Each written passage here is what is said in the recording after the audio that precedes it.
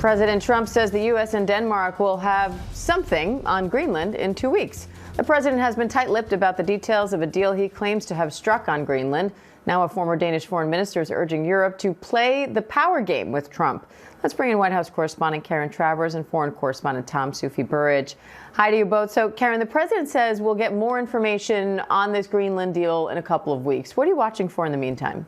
I think 2 weeks is a time frame that we have heard repeatedly from the president on other policy issues, Diane. So it's a time frame that we may not actually see full details. The president has been pushed for specifics on what he called the framework of a deal. But, Diane, we have not gotten them from the president or from the White House. So I think it will be notable if something actually comes out within this 2 week time frame. What we're hearing, though, from U.S. officials is that there are a couple key things that are going into these negotiations right now between the United States, Denmark, and Greenland. One would be the idea that the United States could expand its military presence at bases on Greenland. But of course, that's something the U.S. already can do because of that 1951 treaty. Another thing is that the United States could have permanent access to some parts of Greenland, meaning if they were to ever become independent from Denmark, the United States could actually stay there. And then, of course, we've heard the president talk about rare earth minerals on Greenland and the United States having access to that. That is also something that is likely part of these negotiations going forward.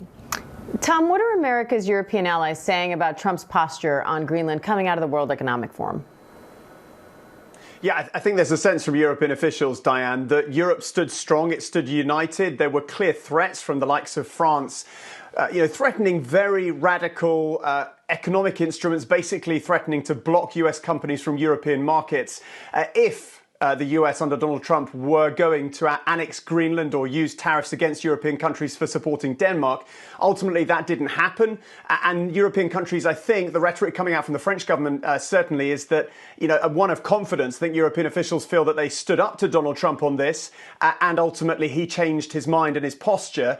And look, there is uncertainty about what will come next and what the relationship between Denmark, Greenland and the US and Europe more broadly will be. And I think in terms of the transatlantic relationship more broadly, we've heard the French foreign minister this morning questioned on whether the US under Donald Trump is really an ally of Europe and France. And he dodged the question, but he did say, look, we are allies with the US, but we are not aligned. But he also said we can be allies with the US, but we're not necessarily allies of the president of the day. So there is that sense of tension clearly between the Trump administration and key European allies on multiple issues going forward. And Tom, Russia, Ukraine, and the U.S. are holding trilateral talks for the first time since Russia invaded Ukraine. Control of the Donbas region still seems to be a sticking point. So what do you expect today? I think we're going to hear that the US again is pushing this idea of a demilitarized zone in the Donbas, that eastern region of Ukraine. The idea behind that is that Ukrainian troops would have to move west out of the part of the Donbas they still control. But Ukraine will only do that if Russia moves east its troops back out of at least part of the Donbas, which it has taken off Ukraine over the last 12 years or so. Ukraine wants major security guarantees for that type of deal. Potentially lots of drones in the sky looking down on a demilitarized zone to ensure that Russia can't just move its troops back in or even use civilians, as it has done in the past, as a kind of guise to retake territory.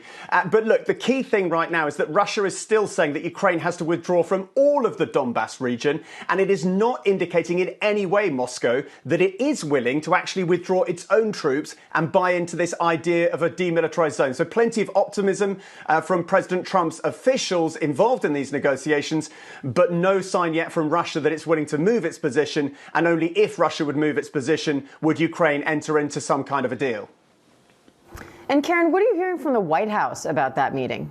President Trump talked about this on his way back to Washington last night. And Diane, he wasn't as optimistic as maybe other officials in the administration have been about this pushing things along. The president said that'd be nice to end the war. He said he had a good meeting with Ukraine's President Zelensky in Davos, but noted that he's had many good meetings with Zelensky before and that it hasn't ended up with an agreement. We heard from the president over these days this week when he was in Davos saying that, you get to a point where Russia seems close close to a deal, but it's Ukraine who's holding back. Then it's Ukraine who gets closer, and it's Russia. So he seems to indicate from his public comments recently that he didn't feel that this was as close as maybe he has expressed before.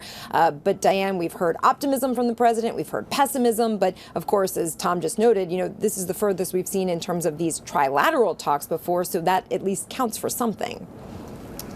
Karen Travers, Tom Soufi, Burridge, thank you both.